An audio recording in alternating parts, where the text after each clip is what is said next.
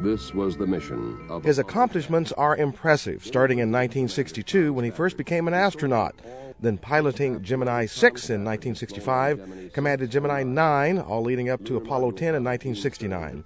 General Stafford was the commander of that mission, the first lunar module flight to the moon, and that's just naming a handful of things he's done in the field of aviation, and I'll tell you a little bit more later.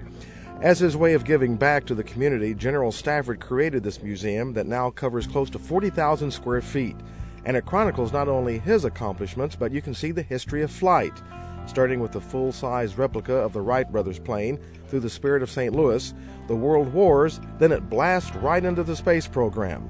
The number one priority of this museum, though, is first and foremost education. Well, I think it's a unique place where you can see the highlights in the development of aircraft.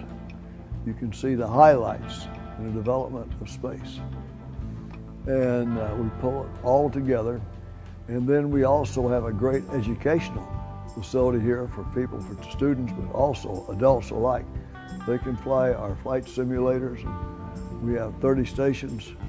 And we now have a new place, a panoramic view for an F-35 being installed. And so it's very educational, it's entertaining too.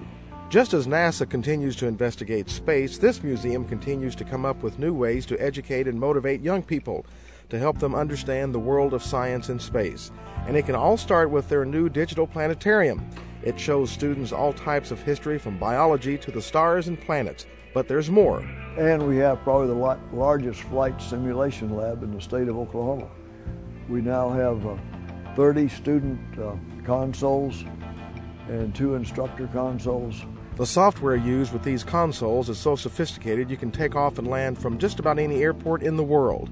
And if you haven't been here in a while, it's time to return and discover new explorations. And we now have what I would consider the most complete display of model booster rockets in the world here. So you can see the magnitude. You see the great space race that changed the world between the Soviet Union and the United States. It's fascinating to walk by and see the actual rocket engine that took General Stafford to the moon on Apollo 10. Or how about the largest item here, a 94-foot Titan II missile?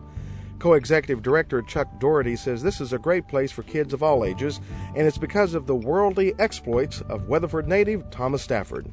General Stafford loves this place. General Stafford lends his name to the place, but he does much more than that. Not only is he the largest individual benefactor, he's the kind of a guy that if you move something a couple of feet in this museum, he wants to know why you moved it. And speaking of moving, here's the last bit of information I promised you about General Stafford.